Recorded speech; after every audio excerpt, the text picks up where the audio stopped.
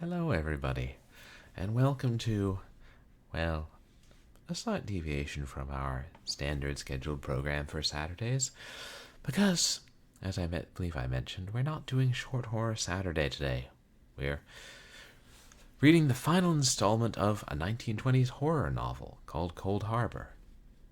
Well, I guess that will be kind of a short stream, and I guess it is horror, so depending on your interpretation, or your niftiness. I hope everybody had a good week. My week was long, could have been worse. Looks like next week will be bad, but not as bad as it could be. It's like the industry's kind of winding down for the year, but we're still going strong. We like to think ourselves better than the industry. No. And thank you to everybody who came out to my last couple of streams. On Wednesday, we continued A Nameless Inheritance. I wonder what the heck we're going to do now. And on... what did we do before that? Sunday? We just been doing more Nameless Inheritance? Oh no, we did our belated Halloween special, that's right. And we got to play... The Barn. Interesting NES-style game adapted from a movie and released on CD-ROM. But, yes, the big announcement is I intend to do my Streamiversary special tomorrow. I believe it was early December when I first started officially streaming, but close enough. I just want to do it before I head home because there'll be other demands on my time, and I always try and do some real hardware streams and other things when I'm back home for the holidays. As for what I'm going to be playing, well, I'll announce it on MySpace. Or you could just show up tomorrow to find out. Does that mean you haven't decided yet? Does that mean you're going to be quiet, Airplane Line? Because I sure hope so. Anyway. 1920s horror. Shall we? Ah, yes. First, let me turn off alerts for this scene. Raids are disabled, and I'll put up the alert.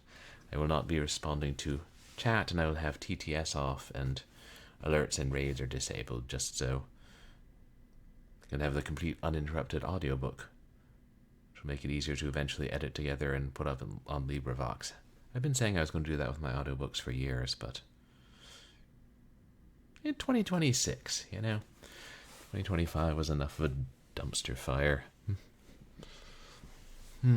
Most years are these days. I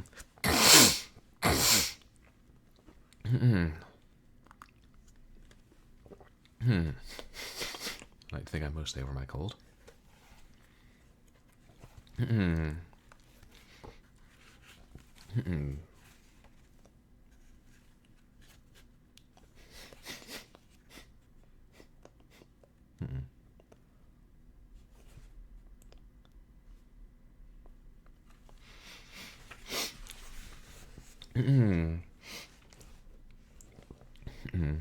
Chapter 8. Providence. Ronald Wake laughed softly. That, Padre, was more or less what we felt about it ourselves. It happens that we aren't exactly what you'd call religious people, so the idea of a benignant and avenging providence didn't present itself to our mind quite as it does to yours. What we did feel to begin with was this, that chance had thrust us without warning into a bypath where human life took on monstrous, incredible appearances which made us doubt our reason. When once we'd escaped from it, it seemed more fantastic than ever. Even after a day or two, when we'd got back into the ordinary routine of living, it colored our whole existence. At the hospital, in the operating theater, in the street, the silence of Cold Harbor seemed to be waiting for me, very near. So near that I don't think I should have felt surprised if I had suddenly found myself transported into the middle of it. And Evelyn was just the same. Whenever we were together, the imminence of Cold Harbor seemed to gather strength from our two minds. Its nearness became so actual that when a bell tinkled downstairs, I had a vision of Mrs. Furnival waiting on the doorstep, or of some pathetic letter from her imploring our help. Night after night we talked of nothing else, and in a little while we had come to a sort of quiet conviction, a superstition, if you prefer to call it so, that our visit to Cold Harbor wasn't altogether a matter of chance, that some mysterious power had sidetracked us for a definite purpose, and that we, whether we liked it or not, were its chosen instruments. The fact that Cold Harbor refused to leave us alone, that the thought of it and its inhabitants continued to dominate our minds however we tried to subdue it, convinced us that our help was needed. It seemed as if the knowledge we'd acquired had been given us for that reason. We were responsible. No argument could lessen our responsibility. It was up to us to act. Of course, that was all very well. We had to remember that Mrs. Furnivall was a married woman, and that interference in domestic relations of one's intimates, let alone of strangers, was a dangerous and thankless task. Our knowledge of the Furnivall situation was limited by an experience of less than 3 hours. It was presumptuous to imagine that there weren't other people in the world who knew far more about it than we did, and were aware of other aspects of the case that might make our own precipitate conclusions look silly. Again, we had to consider that there was such a thing as law. Our allegations against Mr. Furnivall were based on the most flimsy theories. In law, we could prove nothing against him. Even if our accusations were accepted, there was no law in existence that could prevent a man from driving his wife mad by suggestion. The conditions of modern life, as Mr. Hurley has said, are different from those of the Middle Ages. In medieval times our evidence would certainly have brought Mr. Furnivall to the stake and a slow fire. In these he would have to laugh at us. And even if we set out to rescue her, on what public opinion would call fantastic grounds, Mrs. Furnivall herself remained an unknown quantity. The only reasonable solution of the difficulty from our point of view was that she should leave her husband and Cold Harbor at once. But would she ever dream of consenting to do this? From every word that she had spoken, it was clear that she had complete confidence in Mr. Furnivall. More than this, she regarded Mr. Furnivall as the persecuted person, and herself as his only protector. The situation had its ludicrous side. "I will never desert Mr. Micawber," we said to each other. Sometimes it seemed to me as if the only reasonable way of tackling the case was to let Mr. Furnivall know that his machinations were discovered. That, at least, might give him a shock, if he didn't already suspect something of the kind from our attitude, and particularly Evelyn's, on parting. Suppose I wrote to him at length and told him my own conclusions. What would happen? It was just possible that he might be frightened into holding his hand, but all my whole knowledge of the man's strength and determination suggested that he might do exactly the opposite, and push his schemes to their logical conclusion, the destruction of Mrs. Furnivall's body and mind. A man of that kind was not likely to take risks. We might be perfectly sure that he knew his own legal position, and this, combined with his assurance of Mrs. Furnivall's confidence, would enable him to defy us to do our worst. One result of any interference of this kind was certain. It would turn Mr. Furnivall into our determined and ruthless enemy, and allow him to frustrate any attempt on our part to help his wife by destroying the confidence that we'd established. He might even be moved to attack us. How it was difficult to imagine, and yet his armory was so full of secret and deadly weapons that we could never be certain from what angle the attack might come. That, I must confess, didn't worry us when we came to think of it seriously. We decided that if, as we now believed, there were such a thing in the world as positive evil, there must also be such a thing as positive good, and we, at any rate, were on the side of the angels. But that, after all, was neither here nor there. By this time we'd convinced ourselves that nothing could be done through Mr. Furnivall. He couldn't be persuaded or intimidated, and nothing short of murder, which wasn't practical policy, could put a stop to his performances. The man was self-contained, safely entrenched behind the modern legal system, and independent of public opinion. The only way in which we could approach the problem was through his unfortunate victim, and her poor mind was so completely beneath his dominance that it seemed a sheer futile waste of time to try to influence it. We began to examine the mind of Mrs. Furnivall from every angle, like the spies of a besieging army, and at last it seemed to us that we had found a weakness in Furnivall's chain of fortifications. There was one part of her life on which he hadn't enforced complete subjection, and that was her religion. Before this he stood defeated. He'd tried by every conceivable device of scorn and persecution to take it, and he had failed. Behind the doors of her oratory she had found refuge in the very centre of his sphere of influence. Mr. Lowe and the abbot of St. Chad's had been driven away from her, but even in that isolation her faith had remained so inviolate that Furnivall could do nothing but scoff. There lay her only chance of escape, and our only chance of helping her. At first it looked as if we'd hit on an easy method of shifting our responsibility, but when we came down to practical details we were baffled. All the powers of hell seemed to have ranged themselves on Mr. Furnivall's side. Mr. Lowe had been driven out of England to die in some African jungle. The abbot of St. Chad's was in Australia. So Mr. Furnivall had told us. Of course, I wasn't bound to believe him, but a wire to the abbey soon settled the question. He had spoken the truth. We are not Catholics ourselves, and so it happens that we haven't many Catholic friends. But one name which Mrs. Furnivall had mentioned was familiar to me, that of the priest who had been entrusted with her initiation, or whatever the process is called. Most people in London have heard of Father Westinghouse. I suppose he's been responsible for more conversions in society than any other fashionable priest. Perhaps you know his books. Quite apart from an extremely subtle propaganda, he is a graceful writer of fiction. A little too graceful, to tell you the truth, for my more robust taste, but, all the same, his writings did give me the impression that he was a man of unusual sensibility, the kind of man, in fact, to whom a story of this kind would make an emotional appeal quite apart from the fact that it was intimately concerned with one of his own converts. Without any doubt, Father Westinghouse was the ticket.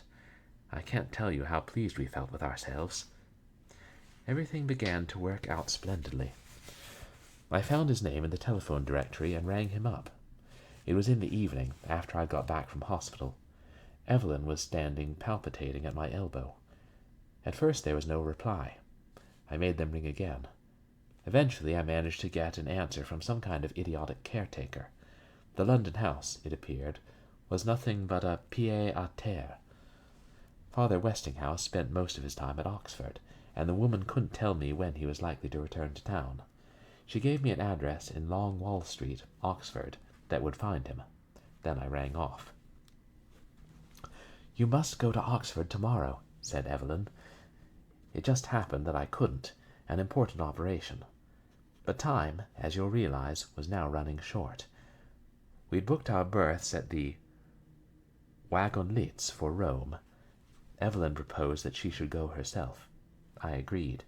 We set off a telegram to Oxford, asking for an appointment on the most urgent grounds. Just after breakfast next morning came a reply, saying that Father Westinghouse would be in town that evening, and could see me for a short time at a house in Grosvenor Square. Somehow the magnificence of Grosvenor Square seemed a little unpromising. I began to feel sorry that poor Mrs. Furnivall wasn't a duchess. But, then, I had to make the best of it. At 7 o'clock next evening I went to our appointment. The hall was stiff with footmen. They showed me upstairs to a magnificent mirrored drawing-room that looked as if it had been deserted for years. There was a dead Steinway grand with a shroud over it, and, on the top, a charcoal drawing by Sargent of the lady of the house, unmounted, covered with a film of dust, just left about as if it had been given away with a Christmas number. The room was all empty magnificence and cold as ice. Then in came Father Westinghouse, looking at his watch. He wasn't in the least what I'd imagined from his reputation. His books, when I came to think of it, came nearer to the truth.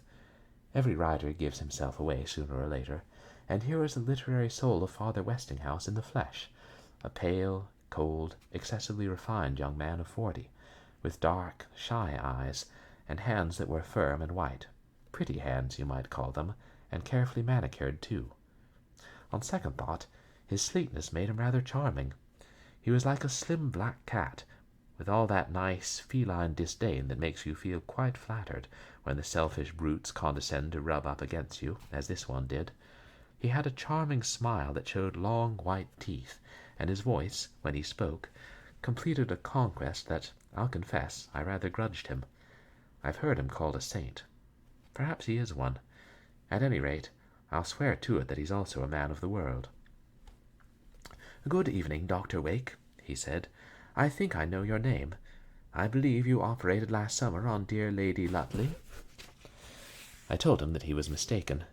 He blinked his eyes as if he were trying to remember which of his exalted converts had been my victim. He went on talking, quite charmingly, and not in the least to the point, persuading me that, even if I hadn't this intimate privilege, my social qualifications entitled me to use it. And all the time he played with his watch-chain, partly to display his fingers, and partly to suggest that time hung on the end of it. I realized now that his voice was the cause of his success, but as I hadn't embarked on a spiritual flirtation, this didn't move me. I plunged into the beginning of my mission. "I want two things from you, Father Westinghouse," I said, "your advice and your help. The case is one that concerns you and interests me professionally. As a matter of fact, it relates to a lady, one of your converts, a certain Mrs. Furnival." The name brought a shadow of disappointment into his face. He shook his head daintily. "Furnival," he said. "I can't say that I remember the name. Of course, I'm a very busy man. Unfortunately, I can't keep in touch with all my converts. I know it's my duty to do so, and yet I think you'll understand." "Precisely," I said, and so, with the memory of that watch in my mind, I told him, within the shortest possible space, the history of our visit to Cold Harbour, laying stress, of course, on its religious aspects. He listened uneasily. His dark eyes gave me no hint of what he was thinking until I came to the name of the Abbot of St. Chad's. Then he interrupted me. "Unfortunate, yes, that's unfortunate," he said. "I'm sorry that the abbot is mixed up in this. I'm afraid the abbot has not been a credit to his community. In confidence, I may tell you that there have been scandals. He's in Australia, as you say, but I don't think I'm disclosing any secret when I tell you that he's unlikely to return. England, at the present moment, is a little too hot for him. I won't go into details." "Another instance," I suggested, "of the evil influence of Cold Harbour?" I tried him with the story of the broken chalice. He shrugged his shoulders. "My dear Dr. Wake," he said, "do you seriously tell me that you believe all this?" "My dear sir," I said, "it's not for me to pronounce a judgment on the causes. All I pretend to do is to describe the effects, and that I do from a scientific standpoint. This woman is being murdered, body and soul. In a way, I imagine that you consider yourself responsible for the latter. That is why I came to you." He shook his head. "Don't you see," he said, "that if one believed that such a state of things could exist, one's life would become impossible?" "This woman's life has become so impossible," I told him, "that it's up to you and me to help her." "You are a distinguished surgeon, Dr. Wake," he said. "I don't want to belittle you when I suggest that this is a case for an alienist, not for a surgeon or a priest.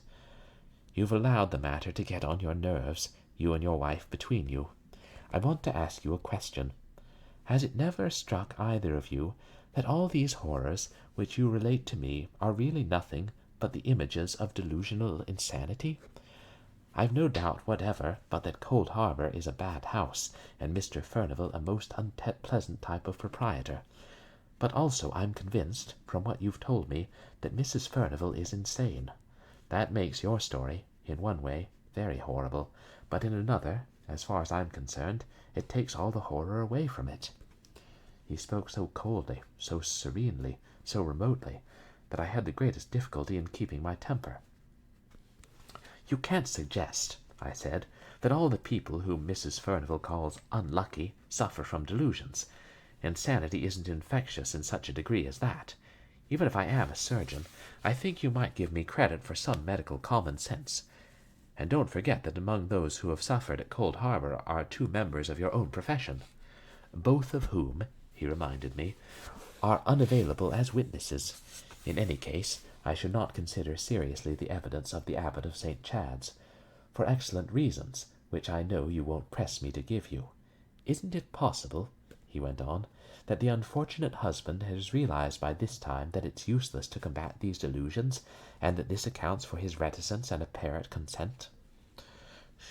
You don't know the unfortunate husband as I do, I told him, but even if we admit that Mrs. Furnivall is insane, the fact remains that this wretched woman, your spiritual daughter, is suffering at this moment the torments of the damned. I expected you to feel some sense of responsibility. Apparently you don't. He smiled gently. At this point, he said, we are entering the sphere of theology. If once we grant the premises that this woman is insane, we find that we are no longer dealing with the woman whom I am supposed to have converted. That woman no longer exists, and you yourself must admit it. As for the psychical aspects of the case, those, to you, are a matter of vital interest, and I am tempted, I must admit, to become as interested as yourself. But the Church, in the wisdom of its 2,000 years of experience, has decreed that the investigation of such matters is not only dangerous, but impious, and for that reason the problem is one in which I am not permitted to engage myself. I have no right to dictate to you, Dr. Wake, but if you value my advice, your attitude will be the same as mine. His hand wavered significantly in the direction of his watch. In other words, I said, you'd advise me to stand by, uninterested, while a devout member of your own church is slowly done to death? Well, I can't do it. What's more, I can't understand your attitude. All questions of theology apart, he shook his head gently, there is only one side of this woman's life that is susceptible to outside influence, and that is the particular side with which you're concerned, her religion. Now you are the only person connected with that part of her life with whom I've been able to establish communication, and I look to you for help on pure grounds of humanity. You can't imagine how empty that word sounded when I addressed it to Father Westinghouse. And yet I suppose that by his own fixed standards he was right. I don't think you do me justice, he said. The woman in whom you expect me to interest myself is unknown to me. I tell you frankly that I have no remembrance of her, in spite of the mention she made of my name. Isn't it possible that this may be another of her delusions? At any rate, I said, she is a devout member of your church. In that case, he replied, isn't it quite obvious that she must be in touch with some other priest? If she hears Mass regularly and makes her confessions, surely she must be within reach of spiritual guidance. What is more, her own spiritual adviser must be far more intimate with all these circumstances than I, a stranger, could ever be.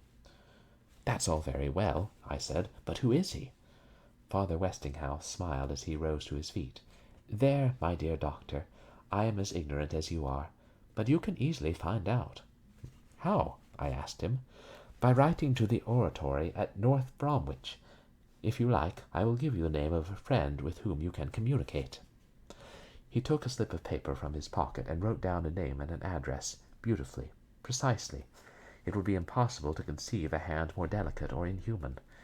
He gave it to me, and then, without any pretense of politeness, took out his watch. I'm afraid, he began. Oh, not at all, I said, though in reality I felt considerably aggrieved. I hope you haven't felt that I'm unsympathetic, he murmured as we passed to the door. It just happens that you've come to the wrong person. In a church such as ours, I know it's difficult for a layman and a Protestant to understand. All matters of conduct are standardized down to the last detail. It sounds as if it were inelastic, and yet, in practice, I assure you that it works. And, in any case, he went on, I am glad that this business has given me the pleasure of making your acquaintance. Some other day I should be immensely interested in hearing how the matter ends. By this time I had no more to say. We left it at that. On the landing he shook hands again, and a moment later I found myself on the pavement of Grosvenor Square. Evelyn was anxiously awaiting me at home. No go, I said, when she met me on the stairs. We sat down to dinner. We were both of us quite incapable of eating, and I told her all that had happened.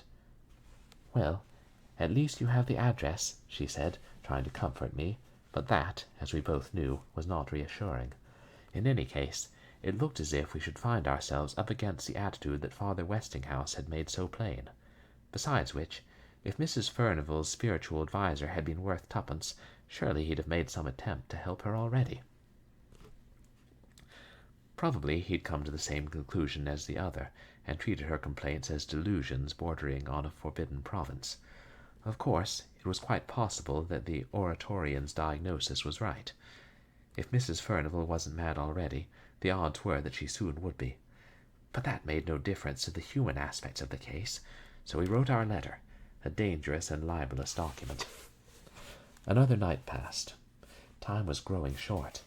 It's curious, in a way, how this sense of urgency, of a definite fight against time, was growing on us both. We booked our tickets, as I've told you, and that fact seemed to set a term on our activities. We began to hate the thought of going to Italy. The idea of turning our backs on Cold Harbour without anything accomplished began to seem like a betrayal. We even thought of changing our plans, and that will show you how awfully intense we felt about it. Now, of course, we could do nothing but wait for a reply to the letter that we'd sent to North Bromwich. We calculated the exact time it would take to get an answer, and watched the posts like guilty debtors. On the third morning our reply came. A bare acknowledgment. The dignitary whose name and address Father Westinghouse had given me was in Rome. His secretary acknowledged our letter and said that he would lay it before him on his return. We began to grow desperate. It seemed to us as if all the powers of evil were frustrating us at Furnivall's command. That, of course, is an extravagant way of putting it, and yet it's what we felt. Constantly, during that time, Mr. Furnivall's face would intrude itself on our minds. I could almost hear his laugh as his mouth twitched up, and then, at other times, we became conscious of Mrs. Furnivall's, pale and sympathetic in her black satin, with her sad, piteous smile, a vision not active and malicious like that of her husband, but tormenting in its sheer passivity. I wondered sometimes, and that'll show you how fantastic and unstable was the state of my mind, whether Furnivall himself wasn't responsible for this devastating image. If he wasn't taking a delight in taunting us with our own impotence. Of course, that sounds ridiculous. And yet, those visions which he had succeeded in imposing on the minds of his children. It was better to overrate than underrate his powers. 2 more days passed. By this time we had only 36 hours left. All through that day I found it quite impossible to concentrate on my work. In the morning, at the hospital, I performed 6 operations, but how I did it God only knows. I suppose, in a mechanical task of that kind, one's fingers are so well taught that they can act without the help of a conscious mind. When the table was wheeled back into the anesthetist's room, and I was left in the theatre to prepare myself for the next operation, with the nurses bustling round me and the house surgeon talking shop, I kept scheming to myself, wondering if I could take an evening train to North Bromwich, force an interview with someone at the oratory, and return to London in the night. Something of that kind must be done if we were to set out to Italy with a clear conscience. I told Evelyn of this plan when I came home, fagged out, in the late afternoon. She agreed with me that it was the only thing to do, and, as a matter of fact, it worked in tolerably well with our plans. It so happened that we had arranged to dine with friends at 7 o'clock that evening in a small restaurant in the West End, a place that is famous for the proprietor's cooking, but also runs a small hotel. We studied an ABC, and found that if I hurried through dinner and made the usual surgeon's excuses, I could reach North Bromwich a little after 10. In the meantime, Eve could telephone to the people at the oratory and tell them I was coming. An hour should see me through my business, and another train at 1 a.m. would take me back to London in time for the last day at the hospital. Of course, in spite of all our staff work, this meant cutting it rather fine. We set off early, and reached the hotel in Dover Street at 6:30. It was a filthy evening, but a big fire blazing in the lounge cheered us up, and the thought of an adventure planned so carefully against time made me feel like a student waiting for an exam. You know what I mean. The elation that takes one out of oneself on the edge of rapid, critical events, when all is going to be lost or won in the space of a few moments. I wanted to make sure of everything as far as I could, so I went to the office. Madame knows me as an old client, and found that our hosts, the Antrims, had booked a table for 8. That was bad luck in one way. It meant that the other guests might hang us up by coming in late. In another, it was cheering. They wouldn't miss me so much when I made my excuses. Then I had a brilliant idea. Why on earth shouldn't Evelyn get the telephone message through while I held the fort, so to speak, until the Antrims arrived? A trunk call would take some time in any case. So off she went to the telephone box, while I strolled up and down before the fire, as conscious of my watch as poor Father Westinghouse. 10 minutes passed. Evelyn was still struggling with the exchange, and still the Antrims didn't arrive. Other people came in by 2s and 3s, shedding their coats and passing through into the restaurant. I amused myself by watching them and wondering who they were. Each time the swing doors opened, I expected to see dear old Jimmy Antrim's face. He told me to say "Jumbo" to you, by the way, whatever that may mean. But he still keeps to his soldierly habit of arriving on the nick of time, and I might have known better than to expect him. Suddenly the porter appeared, throwing the doors wide open. He burst in, smiling all over his face, with a suitcase smothered in steamer labels in either hand, and behind him came a youngish couple. The man was a big, jolly-looking fellow of 40, with a wide Saxon face, a well-clipped beard, and clothes a size too small for him that made him look like an overgrown schoolboy. He went straight up to the office window and shook hands violently with Madame. An old customer, I thought, hence the porter's excitement. But neither the porter nor Madame were half as excited as the couple themselves. The woman particularly. I don't think I've ever seen a face or eyes so brilliantly happy. She was like a flame of joy, all tremulous smiles and pride, so bright and so dazzlingly pretty that I couldn't help being infected with her emotion. It seemed so innocent and human, such a terrific contrast to the black business that I had in front of me, that I was positively grateful for it. Evidently a reunion of lovers, so passionately happy that it had no wistfulness to it. The porter stood by grinning, and the wife pulled her husband away from the office window to talk with Madame about rooms. I could imagine it all. She wanted, for sentimental reasons, to get the suite they had occupied on their honeymoon. She leaned there, whispering eagerly, and the man, who couldn't resist the joy of touching her as he passed, walked over to the fire and warmed himself. I sympathized with him. I'd spotted his Union Castle labels. I guessed that he'd come from some part of tropical Africa and hadn't seen a fire for months, perhaps years. So I made a place for him to get as much as he wanted of it, and he thanked me with the most radiant, companionable smile. Then a curious thing happened. You mustn't think that Evelyn had the monopoly of instinctive feelings. In any case, don't you know, the tension of that evening, the sense of momentous uncertainty, had put my mind into a state of, I don't know, call it fluidity, in which even real things, like this arrival, seemed a trifle airy and fantastic. I didn't attempt to explain it then, and I won't now, but this is how it was. I felt suddenly, in a flash of the most uncanny comprehension, that this ecstatic husband, who'd been flung in at me out of the Atlantic like a spar, was definitely connected with me in some way. I couldn't explain this sudden significance in him. His face wasn't even particularly familiar. He was just like dozens of other fellows I'd met in the war, an ordinary, beefy Englishman. And I'd never been in Africa.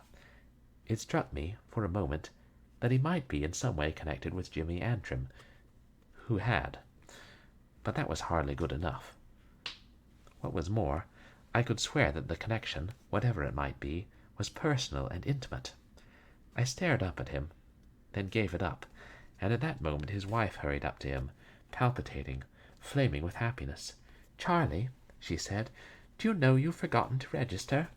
And off he went, flushed and obedient, to write his name in the book, which stands on a table behind a little glass screen, while she waited for him, babbling to their friend the porter in the lift. I heard the words, "The Congo." Hadn't he? Yes, 15 months.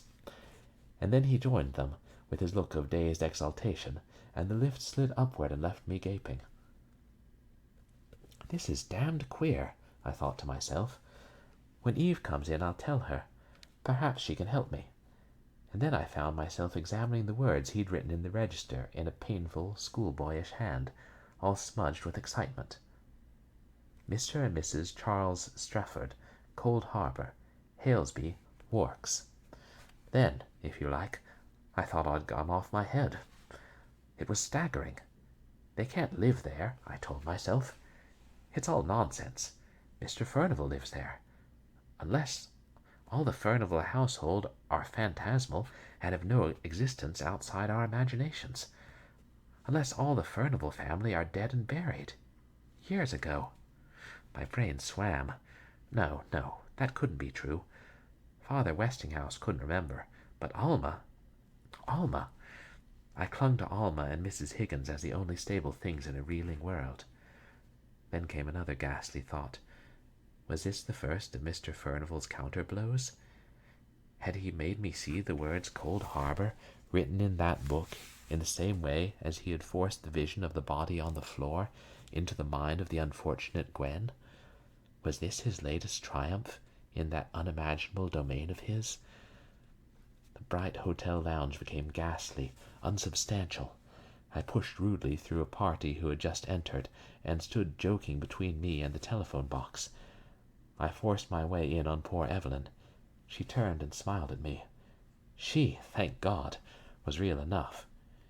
"These trunks are too exasperating," she said. "I thought I'd managed to get through, and now they've put me on to the wrong number. My arm's aching. I wish you'd hold for a moment. Why, Ronald, what's the matter?" "Never mind," I said. "Come along with me." "But the call?" she said. "I've nearly got them. You can't leave it like this."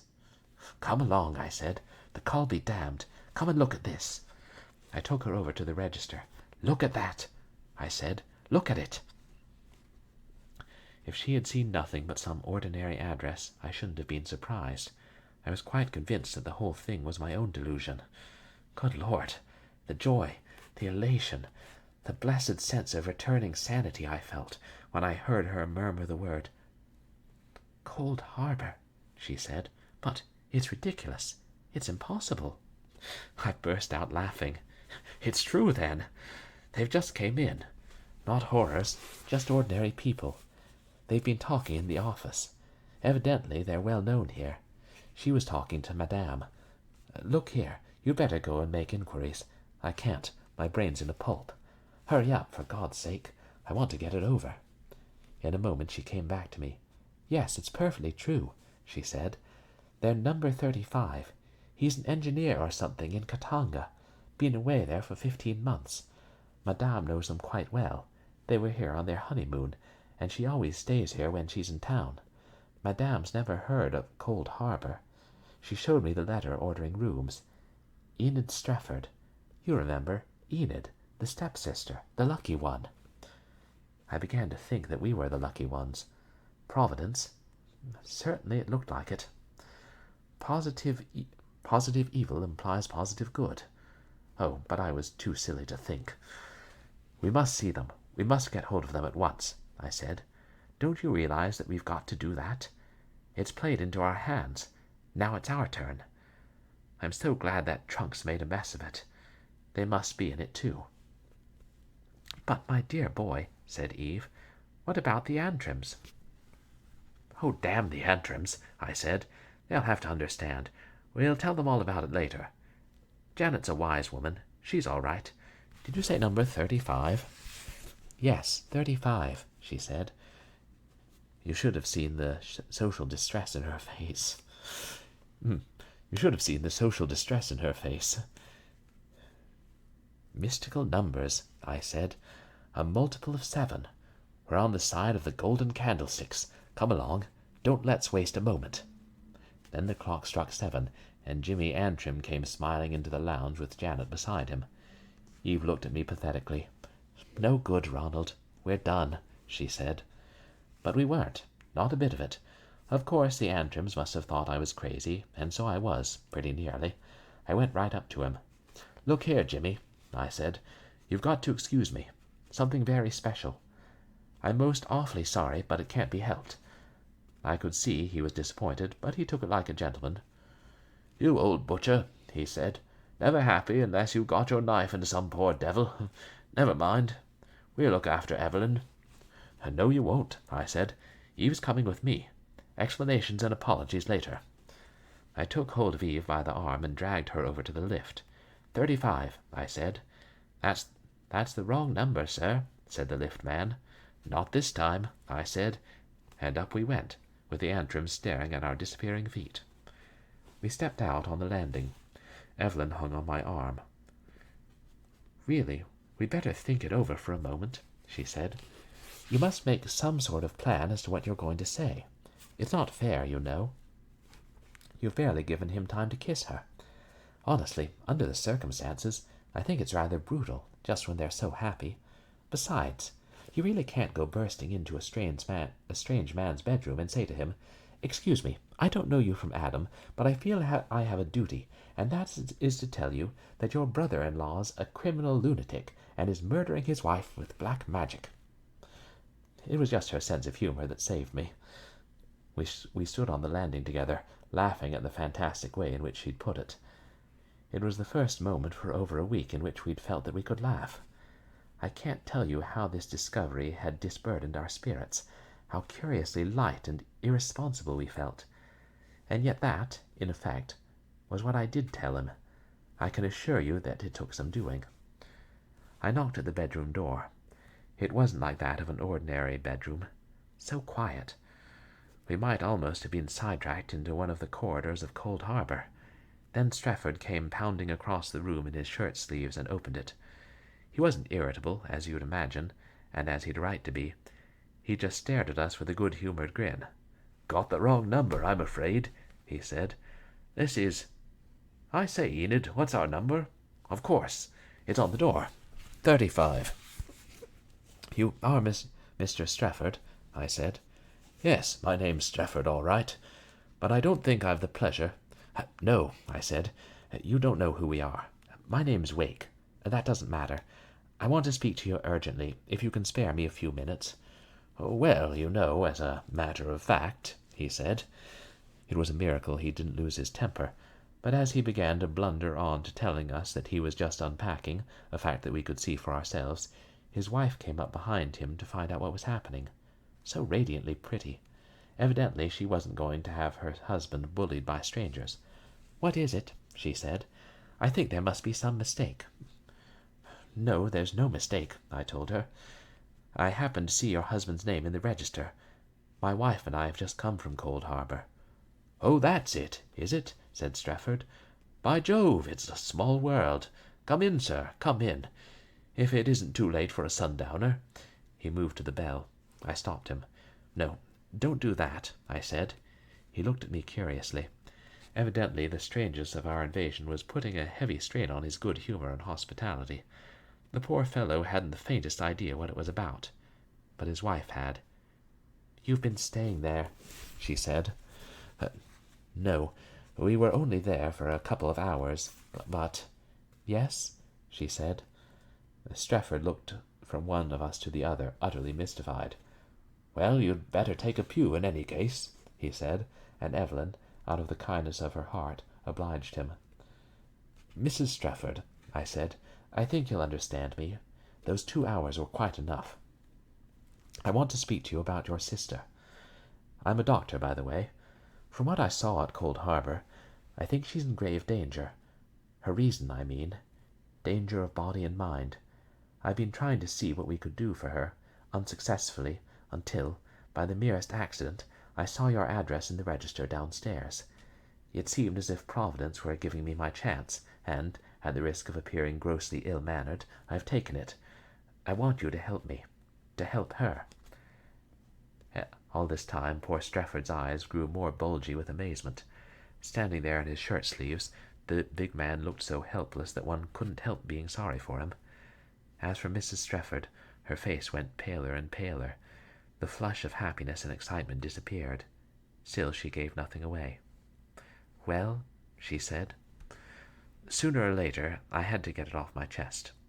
I must warn you," I began, that I shall have to say some pretty strong things about your brother-in-law." The blood rushed back into her face. "Please go on," she said. Well, thank heaven for that, I thought. And so I went on. I told them, in as few words as possible, what had happened to us at Cold Harbour, an abridgment of the story as I have told it to you tonight, and she listened to it without a tremor, without a sound.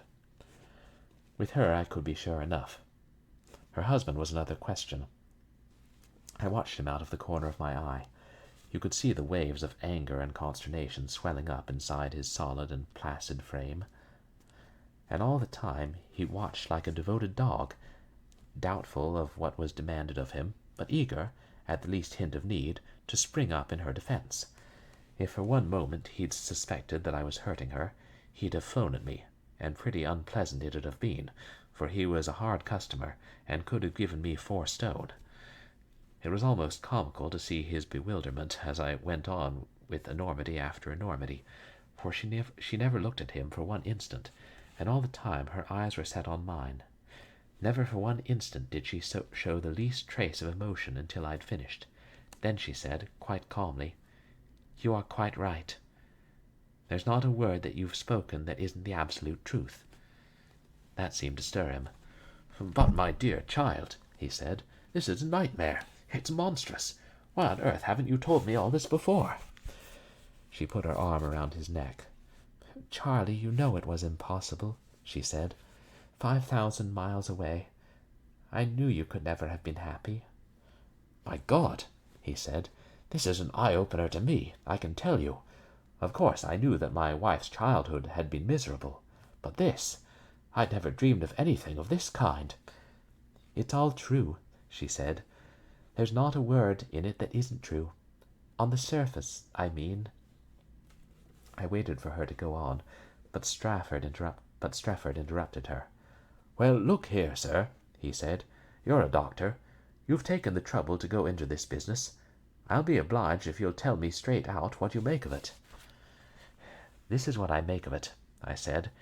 "Your brother-in-law is a criminal of the most dangerous type I've ever met. I don't know what his motives are, but his object's clear enough, and that's murder. Of course, he's had something to build on. I've no doubt but that Cold Harbour is haunted, as the saying is." "By God, that's a tall order," said Strafford. "That's the sort of thing that'll make my head spin round. And to think that Enid—" "Oh, Charlie, don't worry about me," she cried. She turned to me. "Well, Dr. Wake, you're a clever man. I'll give you credit for that, but he's been too clever for you all the same. Ghosts and hauntings, that's all rubbish. Cold Harbour is a beastly place, anyway, but the only ghost that was ever in it is Humphrey. Don't I know it?" "You are one of the lucky ones," I reminded her. "The lucky ones? Poor dear Jane, you've got her to the life. Oh, I don't know all about their stories, but you've only been about 2 hours in the house, and I've spent 8 years in it. I know all that is to be known, and I know Humphrey. There's no end to his tricks. I was his favourite, and I suppose that's why he never tried any of them on me. Why, even when I was quite a little child, I knew what he was up to, but I never let him know that I knew, and I never have done." "My dear Enid, I say, you know," Strafford began. "It's true, Charlie, it's true," she cried. "Oh, if you knew! This Jerry business. Don't I know his whole bag of tricks? That snoring curtain in Jane's bedroom. Poor little darling. And then his blood. Do you know, she never told me a word about it when I was there in the summer. She kept it all to herself, because she knew, of course, that I should tell her the truth, and the truth always hurts her." "Then you have told her?" I said. "Told her? My dear man, of course I've told her. But that makes no difference. She's so loyal. She's such a fool. She goes on talking about Humphrey being blind. She's blind, if you like. You spoke just now about motives. If you want any motives, I can give you them by the dozen. You'd better understand, from the first, that he's a real bad hat. And as for women, well, It's almost too disgusting to talk about. He can't see a woman without wanting to run after her. You ask the people in the district. He's a passion, I may tell you, for fair women. He's never been faithful to poor Jane from the day he married her. The things I could tell you, things I saw when I was quite a kid. Well, it speaks for itself that they were never able to keep a servant or a governess in the house for that reason. From the first moment, he'd start glaring at them with those beastly eyes of his. Then he'd get to work, and if it didn't turn out as he wanted, he'd start his jerry tricks. It makes me sick to think of them. But surely, I suggested, some of these people must have spoken to your sister. Of course they did, she said, and they might as well have spoken to a block of stone. She just wouldn't believe them. Not a word. You see, he wouldn't let her. He had her under his thumb. She simply thought that they were telling lies to her and slandering her poor darling husband. Or else she'd put it down to the house, and think how dreadful it was that its influence had put such terrible ideas into their heads. That's one of the bees in her bonnet, and, of course, he encourages her. Oh, he's disgusting. I suppose you didn't hear of Alma Higgins? We put up at the Fox, I said. Alma seemed to us a decent girl. She's decent enough she was decent enough when we knew her first, before Humphrey got hold of her. Now, well, I won't tell you what Alma is now, but you ask anyone in Halesby, and they'll tell you soon enough. Why, he used to take her into North Bromwich and give her lunch at the Grand Midland. It was barefaced. I've seen them there myself. He used to buy her clothes, too, and tell Jane that he was educating her. Educating her, indeed! But didn't you guess that was why all the decent people in the neighborhood will have nothing to do with him? Didn't she tell you that he was misunderstood, and that people never called on her for that reason? Of course, he's jolly glad of it. The less she hears about his reputation, the better for him. If you could only realize the way he hates her. She gave a shudder of disgust. I'm still puzzled, I said. It seems to me that if he's been going on like this for so many years, your sister must, at some time or other, have had it brought to her notice in such a way that she couldn't deceive herself. You're quite right, she told us. That did happen once. You remember the medium that a friend of Jane's sent down to Cold Harbour to investigate? She was another. I could see that myself by the way she looked at him on the first day she came into her house. The first day she came into the house. Medium. That's not what I should have called her. In 24 hours she and Humphrey were hand in glove. I shouldn't mind betting that it was she who put him up to some of his conjuring tricks. I knew what was going on, although I was only a kid of 15. I'd had a nice education, of the Alma kind, already. Well, this woman was a bit of a blackmailer as well, and when Humphrey got tired of her, she wrote and asked Jane to go and meet her in London. Jane, poor innocent, thought that she'd found out something new about the house in one of her seances and didn't tell Humphrey. She went up to town and met the medium in the tea-room at Harrod's. Of course, I didn't know at the time what happened. That all came out later.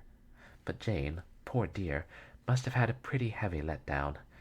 This woman told her all about her affair with him at Cold Harbour and afterwards, and it just happened that she was one of the few persons in the world that Jane would have believed. She must have given her chapter and verse. I suppose she thought the poor dear would divorce him and that she'd get him, which shows how jolly little she knew about either of them. Jane told me afterwards, when we were married. Well, there you are, I said. Why on earth don't you divorce him? There's nothing he'd like better. But then, of course, the whole idea of a scandal's terrible to her. She thinks they've had such a happy married life. Besides, she's a Catholic, and I suppose Catholics don't recognize it. Anyhow, she forgave him and put it all down to the wickedness of the medium. I told her what I thought of it. You can be certain of that, but you know what she is. Poor little thing. Honestly, I believe she's still in love with him. She still thinks of him as the brilliant young man that she married, so much her superior in every way, and she simply can't see what he really is. Why, even you, an absolute stranger, were able to size him up for yourself in a couple of hours." "This is amazing," I said. "I had no idea there was so much behind it. Of course, we'd made our own theories, very sound ones we thought them, too, and now you tell us that all the supernatural events of Cold Harbor are engineered by this man." "Of course they are, every one of them," she said. "The stories of your nieces. There was one about a dead body lying on the floor in Gwen's room. Your sister told us—" "Oh, that old yarn," she broke in. "Dr. Wake, you don't understand. You can't understand the kind of tyranny and persecution that Gwen and Elaine underwent when they were small children. Poor Gareth, too, though he was only at home in the holidays. Humphrey never left them alone. He was always at them in some way or another, until they almost ceased to be reasonable creatures. Jane didn't see that. Mothers don't, but I did. And if the poor dears made a tragic mess of their lives, as I'm afraid they did, it wasn't their fault. He was responsible."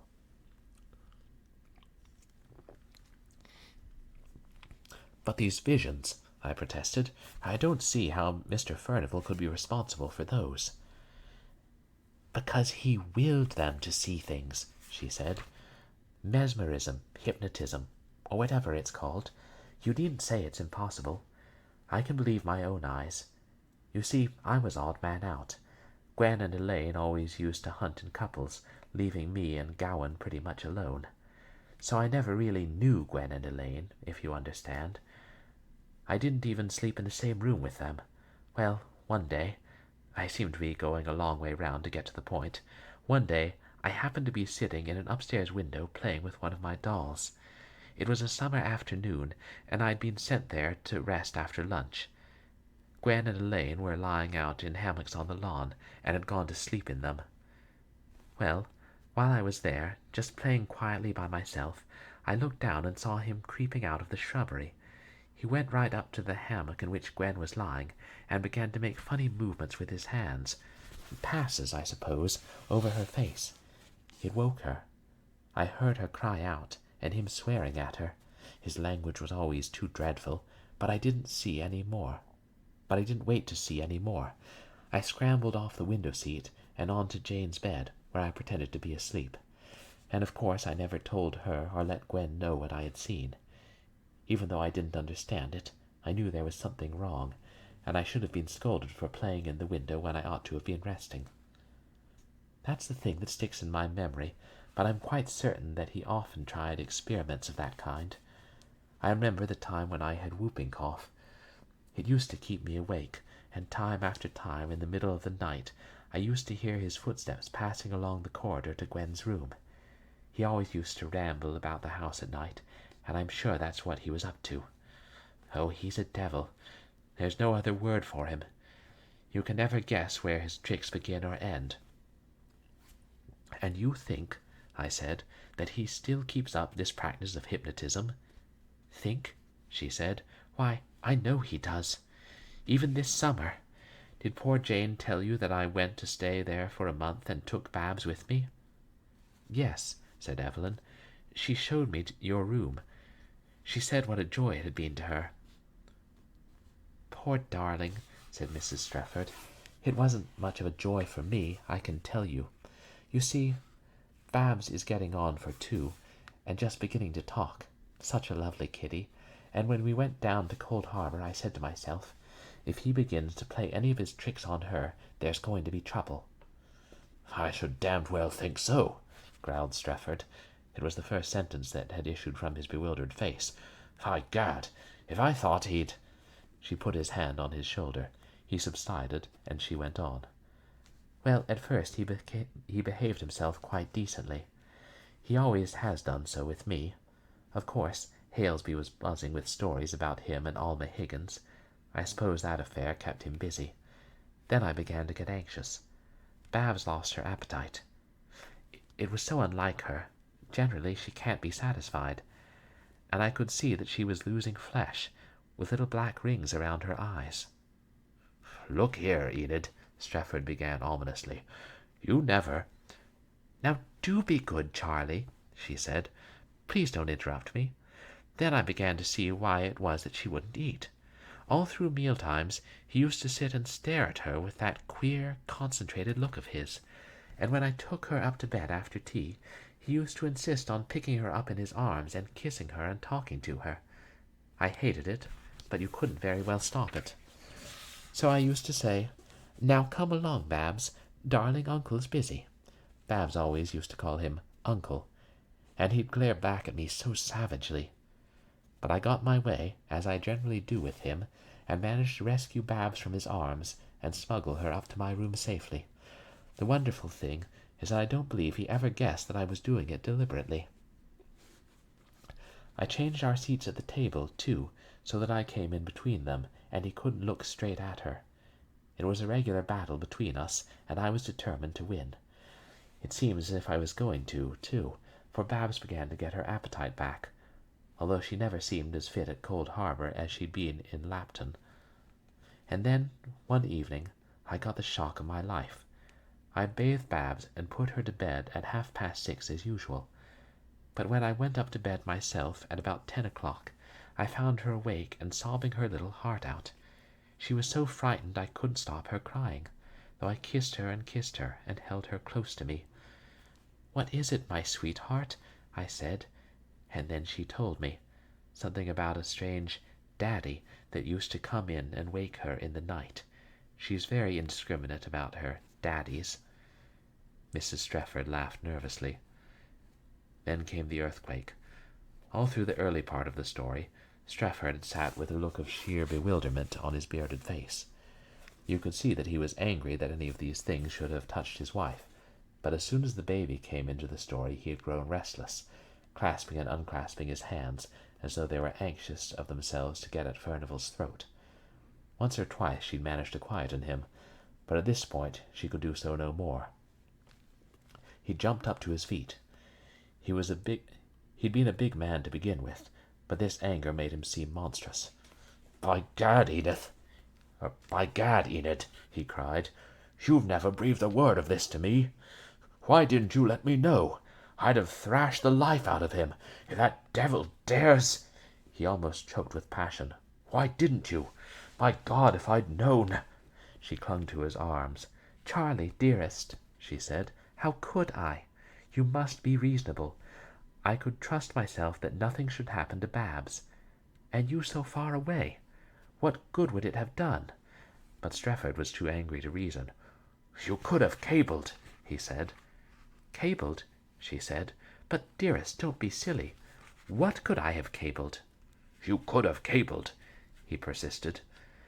"And 5 or 6 weeks later you could have come, when it was all over. Of course I didn't stay another night at Cold Harbour after that. I took Babs straight back down into Devonshire. And now she's splendid. She's lovely. You wait till you see her tomorrow." "I'm damned if I shall take her to Cold Harbour," he said. "You'd better send them a wire at once and say that our plans are changed." I hope to goodness you are going to Cold Harbour," I said. "I can assure you you're needed there." "Needed? Needed? That's all very well," he said more calmly. "I've got my wife and child first." "Unless you go soon," I told him, "you may be too late. As things are, something is bound to happen, and pretty soon in my opinion." "Something?" said Enid Strefford eagerly. "What do you mean?" "I leave that to your imagination," I said. "I can only tell you, as a doctor, that I think your sister has come to the end of her strength. She's reached the breaking point. She can't go on." "By gad, it's terrible," Strefford muttered. "After what Enid said about the kid, I doubt if I should be able to keep my hands off him. You haven't half opened my eyes. It's like a nightmare. I'm an ordinary fellow. I've seen a bit of what they call witchcraft in Africa, but this, by gad, this beats everything. Look here, Doctor, do you really mean to say you believe in it?" "I shouldn't have taken the risk of tackling you," I told him, "if I hadn't." "But are such things possible?"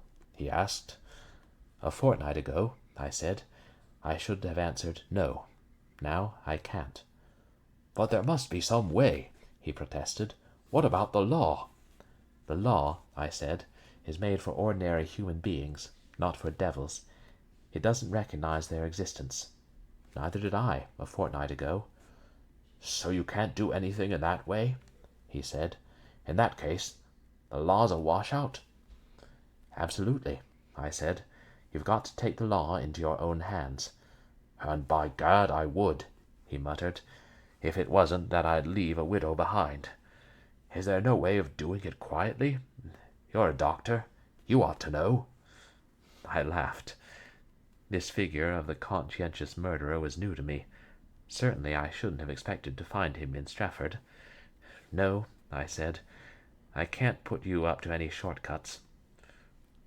"I'd do it," he said gravely. "I'd do it like a shot if it were possible."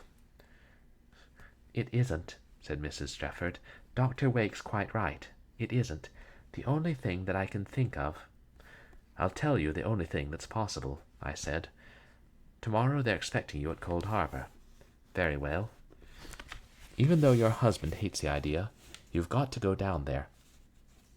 If he objects to taking the child, you can easily make some excuse." "Yes, Charlie, we can easily do that," she said.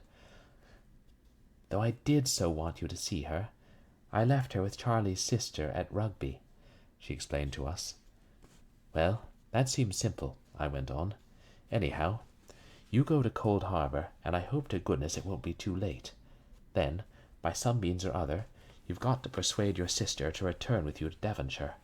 Surely that's a possibility." "One moment, Doctor," said Stratford, awkwardly. "I know it sounds mean and all that on my part, but I can't help it. I want you to tell me straight out.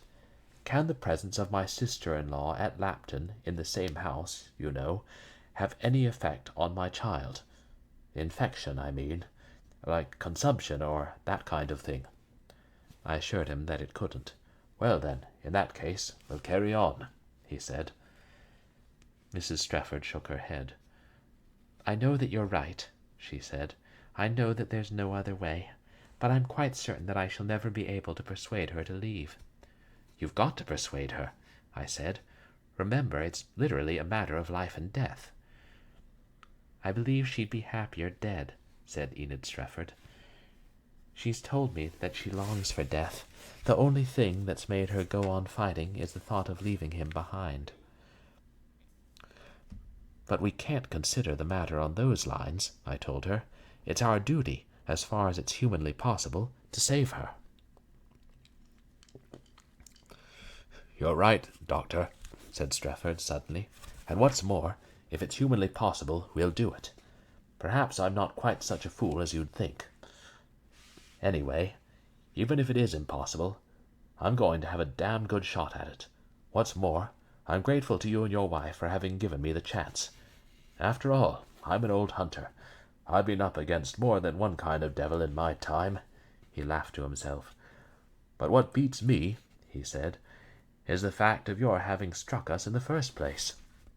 "It beats me too," I said. "1,000,000 to 1 chance," he said. "I suppose that's what you've got to call it." "I'm not so sure of that," I said. He stared at me, not quite sure if I were laughing. "Providence?" he said. "Well, well, I'm not so sure either. If you seriously thought that, it'd give you a tremendous amount of confidence in yourself."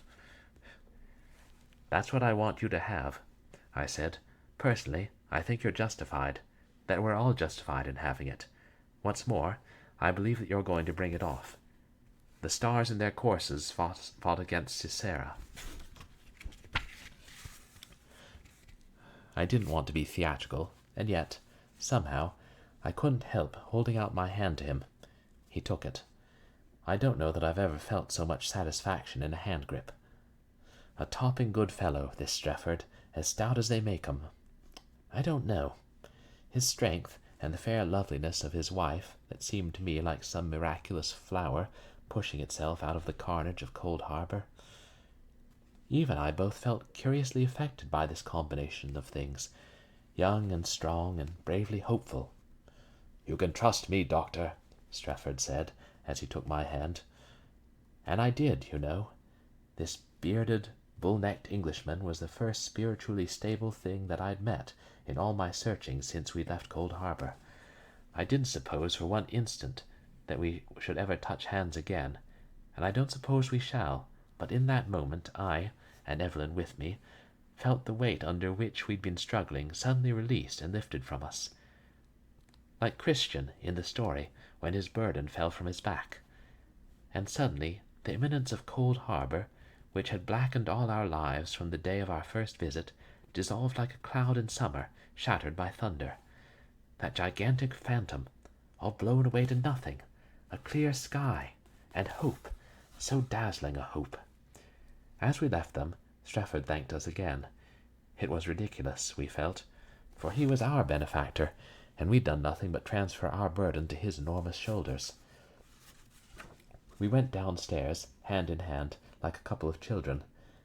Evelyn's conscience compelled her to inquire for Mrs. Antrim, but she and her party had disappeared. We wandered out into Dover Street, intoxicated by our own irresponsibility. That was the only word for it. We suddenly realized that we hadn't dined. We didn't care a damn for that. It was over. We were free. 10 minutes later, God knows how, we found ourselves in Piccadilly Circus. It thrilled us. Because, I wonder if you can understand this, because during the last 10 days, all the swarming human activities of London had seemed to us unreal, automatic, phantasmal, against the background of the Cold Harbour facade and its bleak beaches. I think people must have stared at us, if anyone takes any notice of people in Coventry Street. Two lovers from the country. Lord knows what they thought.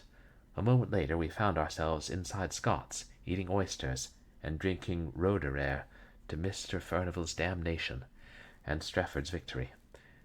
It was like a new lease of life to us. Somehow or other, in our bones, we felt absolutely certain that he'd bring it off.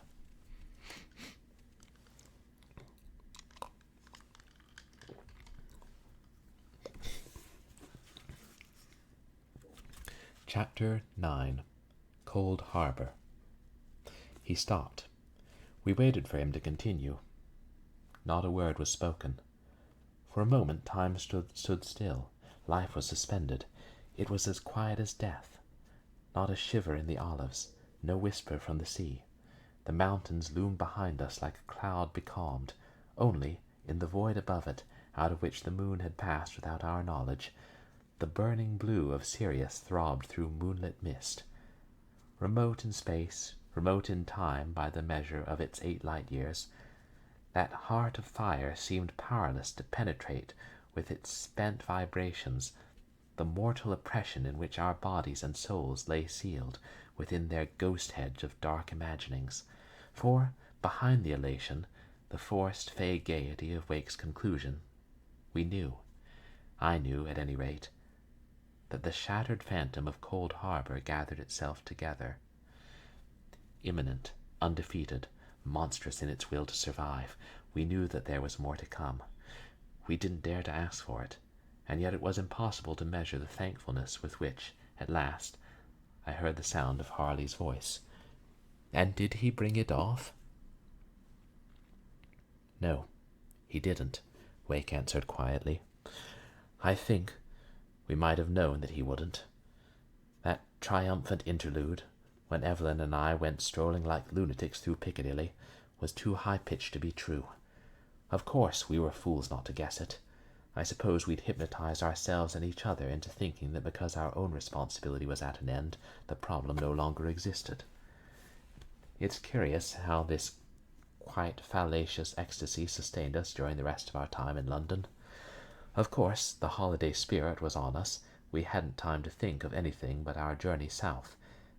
It's an extraordinary commentary on the fallibility of human reason to confess that when the truth reached us we were quite unprepared for it. He paused again. The truth, I said at last. Probably I'm stupid, but for the moment I can't get my bearings. 36 hours after you left your burden in the Dover Street Hotel, you set out from London. On that second evening you were in Paris. That evening and all the next day. It was on the fourth morning, an hour after we left Paris in the train de luxe, that the news came. I won't mystify you any longer. It was a paragraph in the Continental Daily Mail. I saw the headline, "Country House Tragedy," and in a second I knew. I'm as ignorant as you of what really happened. There weren't many details, and I don't propose to tell you what there were. I haven't even told Evelyn. She'd had enough of it already, and I didn't want our holiday mood contaminated by the business. All that matters to me is that the story's finished. The problem has reached its logical, horrible conclusion. I'm not an imaginative man. I can't fill in the picture. I don't think I want to. All the same, now that it's all over, and we can think of it without any personal anxiety, I should like to hear what your imagination makes of it. The paragraph, I said. I think you had better let us see that first. Wake shook his head. No. I want you to treat it as a piece of creative deduction. That is your job. Imaginative reasoning. You've heard all that we can tell you. Now finish the story. Once more we were silent. Then Harley moved uneasily in his chair. Personally, he began, I make no claims to an imaginative mind. Let us get this clear first. We may take it that Mr. and Mrs. Strepherd were too late. Too late, Wake nodded. Which means, he went on, that Mr. Furnivall succeeded in his object. Those powers of divination, I'm thinking backward to the infallible instinct with which he pitched on Mrs. Wake's soft spot for Martock's poems on that evening at the Fox. Is it possible, in the same way, that he knew of Dr. Wake's activities in London, the interview with Father Westinghouse, and even the encounter with the Streffords? Supposing he were aware of all this, in that case, without any doubt, he'd realize that his schemes were in danger, and try his very worst to bring them to a conclusion. Some new terrors. God knows what a man of that kind might not have up his sleeve. He'd say to himself, "This cat-and-mouse game has gone on long enough. Now I'm going to strike." And so he struck, with every power that the devil had given him. Harley shuddered at the suggestion of his own words. We can't guess how, he went on, but I think we can imagine what the result would be. That poor, strained mind, bending beneath the weight of the blow, bending beneath its ruthlessness, and then breaking. His own voice broke on the word. The rest is easy, he went on, easy and forgivable. After that blow, Mrs. Furnivall ceased to exist. Nothing left of her but a poor, mad, distorted shadow of a mind. What could life mean to her then? Nothing. Nothing. Religion? A gabble of words. Better end it. Let the broken body follow the broken mind. There are many ways of suicide. One way as good as another, in the eyes of her murderer. And so, I suppose, it ended. God rest her. I sat there, moved by the anguished tenderness of his last words. From the shadow in which Evelyn Wake's chair was concealed, I heard the sound of a sob. Ronald's hand went out to meet hers in the darkness. It seemed as if the last word had been spoken. And then a light leapt up in my mind. It was as though that stifled sob of Evelyn Wake's had worked some spell on me, admitting me, for one moment, to the visions of her own anguished and clairvoyant brain. Behind my closed eyelids, I seemed to see the site of Cold Harbour, lonely beneath the hills that I knew, those twin domes that had dominated all my childhood. Cold Harbour, a black clot in the wintry darkness, and then, suddenly, the sky grew red, as with a gleam of molten iron gushing from the black country's apocalyptic furnace mouths. The beeches stood blackly transfigured, their bare twigs tremulous with flame, and behind them the house, gaunt and huge and black as doom. I couldn't tell what it meant. I didn't ask what it meant. Only, in my brain there was a clanging of iron and the smell of fire and the beating of titanic hammers. my mind a red malleable metal that rang beneath monstrous forging, my soul a buried furnace like the bowels of Etna. And then the flame died away, and what was left of me found itself, ghostly and dazzled, in a low chamber, stone-flagged and oak-panelled. I was not alone. There, with a brass candlestick in her hand and a lighted candle, stood a little woman in a dress of black satin with a white muslin apron. Her back was toward me, so that I could not see her face, but I knew she was Mrs. Furnivall. I watched her as she moved about the hall, shaking the tapestries into shapes, rearranging a row of candles on the settle, carefully, unreasonably, with a tense, unworldly preoccupation. She sighed and patted down the front of her dress. She turned her face. I saw the fixed, pale smile on her lips. I found myself staring into her innocent, puzzled eyes. She vanished, and then, as from the distance of 1,000 miles, I heard Ronald's wife speaking. "It isn't nearly as horrible as you'd imagine," she said. "Of course she is mad. If you could see her eyes, you'd know it. They look beyond you, beyond the things she touches, beyond everything. And yet she's happy. I've never seen any eyes so serenely happy before. She touches everything like it's like a ritual. The chairs, the row of boots on the floor, the clock. 3 minutes past 12. It's just as if she were taking an inventory, or coming back to things to which she's attached herself after a long absence. Greeting or farewell. And it's so automatic. No hesitation. As if her course were all mapped out beforehand, and she had to follow it, while I follow her. No, that's not right. Follow's the wrong word. I'm part of her. I'm seeing everything through those dreadfully calm eyes of hers. And when she sighs, it's exactly as if I were sighing. I mustn't lose my identity. I won't.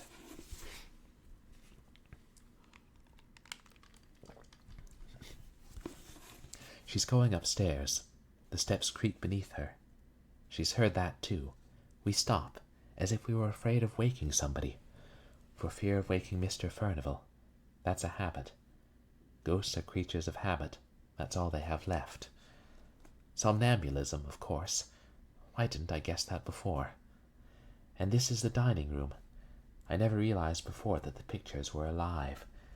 That leering little thing in the 3-cornered hat. How I hate her. He's a passion for fair women, you know. What does she want to put that picture straight for? Much better leave the wretched thing alone. Off we go again down the long passages. Gareth's room, the football cap with a tarnished tassel hanging limp over the bed. She touches it.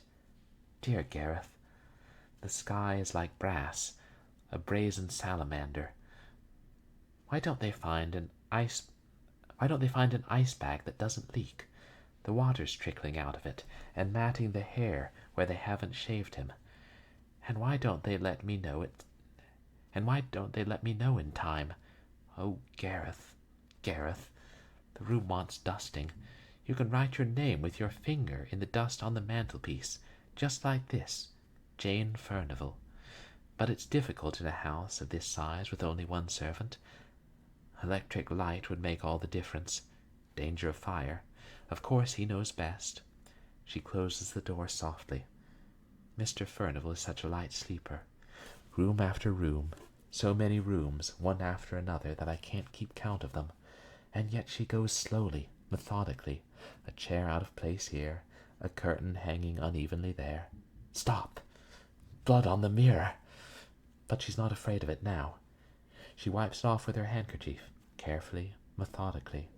The handkerchief is mottled with stains of blood and dust. Habit again. She'll go on wiping up blood stains until the end of the world, poor thing. The moon looks in through the library window. The panes of the bookcases reflect it like cold, glazed eyes. Those books used to be companionable, but they aren't companionable now. They're dead, or else we're dead. Different worlds. I wonder why she stays here. It isn't here that she'll find it. Nothing here but dead books and stale incense. I mustn't stay near her too long or identify myself with her too closely. Never forget that the woman's mad. Upstairs again. That's better. The door of Mr. Furnival's study. Now she can go in without knocking. Did you say it was definitely evil? It's evil. I can't say more. Those spook books all in a row. They aren't evil. There's nothing in them but ignorance and superstition. She touches them and smiles. Fancy having allowed oneself to be frightened by printed words. The real evil is the more powerful than that, too powerful for her to go on fighting against it forever. And oh, the luxury, the relief, the serenity of this surrender. After 15 years of struggling, this is the peace of heaven or the peace of hell. But peace, peace. Those words come back to me. I feel that someday I must do something really dreadful. I'm losing her. Quite near to me, I hear Ronald's voice. No. Quite near to me, I hear Ronald's voice. No, you mustn't. Go on. Go on. I've lost her, but I think it's all right. I think she's gone into the alcove where the altar of Astarte is. I don't want to follow her. I shouldn't be frightened of a dead thing like that. Funerary junk, huh? But I can't help it. No, it's all right. Here she is again. Don't tell me that those eyes are evil. Mad they may be, but so tender, so peaceful. She's brought something with her. She's hiding it under her white apron, as if she were afraid that I should see it. Fire! I smell fire, just as I smelt it before. Fire? Tell us more. You must look, somebody whispered. I can't. You're disturbing me. There's no time, and I don't want to lose her. For God's sake, leave me alone. Upstairs again. This is the way to the oratory, in the angle of the roof. No, I told you before I'm frightened of it. The two things won't mix. Still, you can't help seeing over her shoulder. My God, this is worse than snapped chalices. The plaster Christ on his cross, broken and blackened, as though someone had smashed it with a coal hammer. And she's laughing. Laughing. Furnival never laughed like that at his most devilish. I can't keep pace with her. Really, I don't want to, but I suppose I must. Downstairs again. I know this room as well as if I'd slept in it. There's a chest outside the door on which she puts down her candle. No need for candles. The garden's full of moonlight. The hunter's moon, isn't it? And there's that curtain. Furnival hasn't drawn it tonight. There's no need for curtains now. He's won, and he knows it. Two chaste little beds, side by side. Chaste.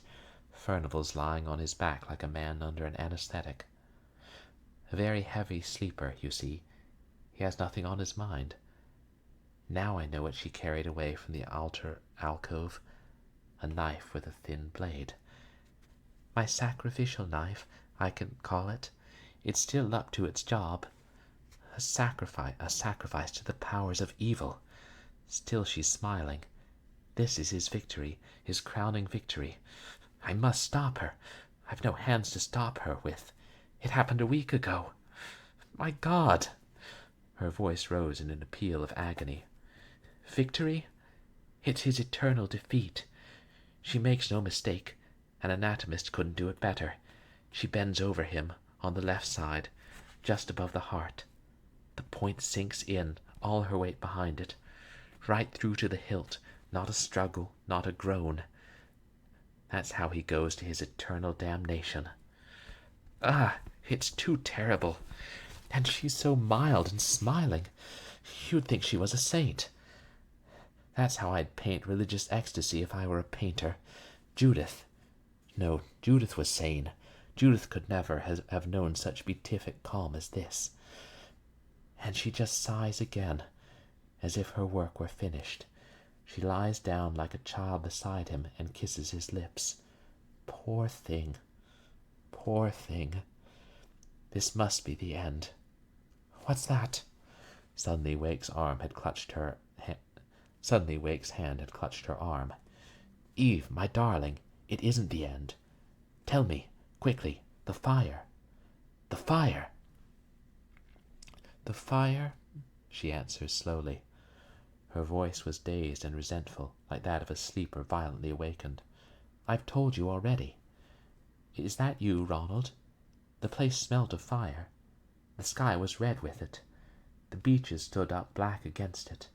It was pouring out of the windows, out of the stones of the house, forked flames, not blood. Burn it. Burn it. It should go up in the flame of its own hellishness. It's burnt already, said Wake's steady voice. Burnt and gutted a week ago, with those two in it. That is what happened. I drew a deep breath. How strangely sweet it tasted, this air of earth. Slowly I recovered myself. But over Evelyn's mind the horror still held sway. I knew, she cried. Why didn't I tell you?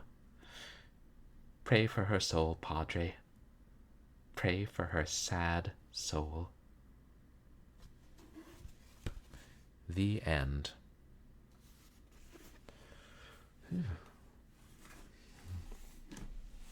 Interesting. I was a little bit disappointed when it turned out to be that Enid was saying it was all just tricks Furnival was playing, but the end brought us back to the horror suitably. Interesting book. Not my favorite horror novel, I suppose, but worth reading. Hey, Captain Thaco, welcome in. How are you doing? Oh, and Dragon of the West. Let me give you a shout out. You guys, please go check out Dragon of the West.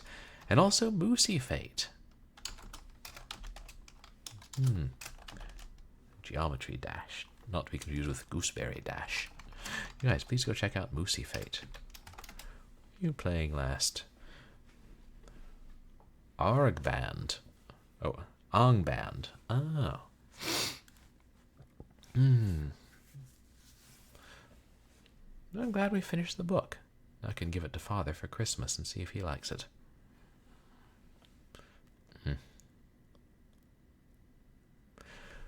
Oh. I should have a cocktail to celebrate. I think a man may be allowed one cocktail after reading one almost 200-page book. Besides, I have to finish up my cocktails that I got for Christmas last year, as it's almost Christmas again. What do you mean most people drink them in 12 days straight? Yes, well, I'm not normal. Let's see what we have today.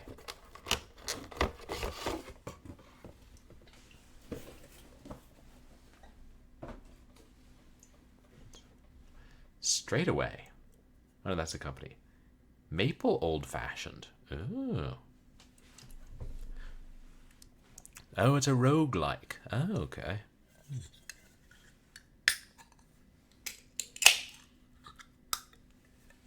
Your health, chat.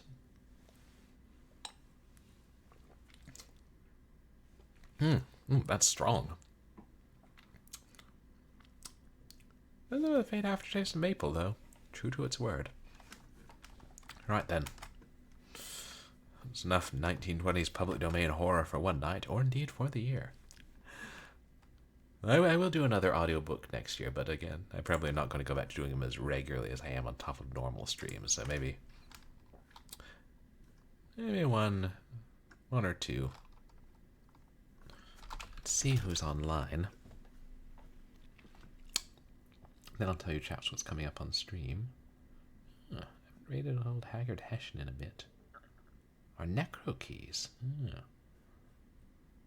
rated her not that long ago. No, or so far. Or Rush Pirate.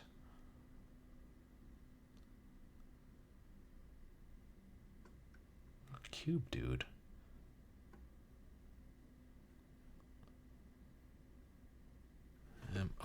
Or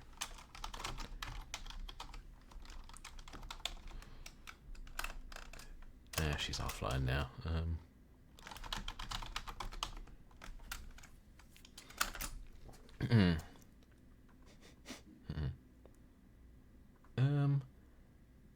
Yeah, let's raid our buddy Haggard Hessian. Don't get to all that often. Who's playing Diablo 4. But as for what's coming up on the stream, well, the big announcement is that tomorrow we're going to do my Streamiversary celebration, which will be 5 years since I first officially started streaming. And I played Lost in the Nightmare. Wow. I actually kept it up for 5 years. Wonder if I'll make it to 10. Oh well, one stream at a time. And what are we going to do tonight? Or tomorrow? Well, TBD. But I usually try to have some kind of action component, some kind of adventure component.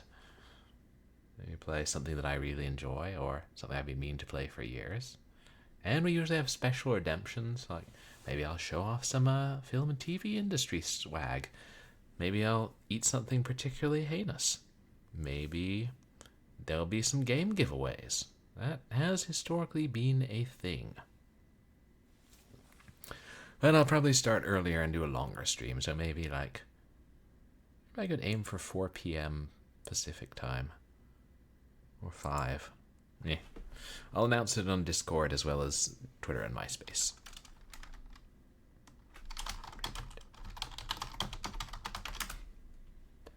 But, oh, and then Wednesday, I guess we'll continue Nameless Inheritance, see if we can finish it.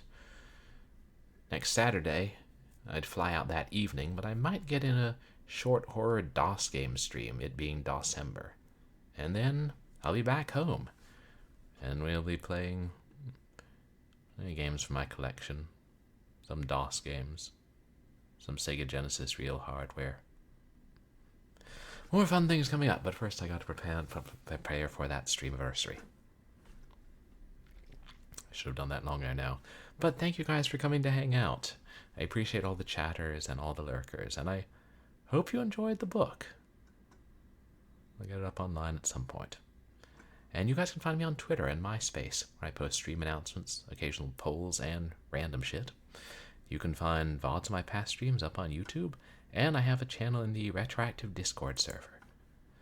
I hope that everybody has a wonderful night.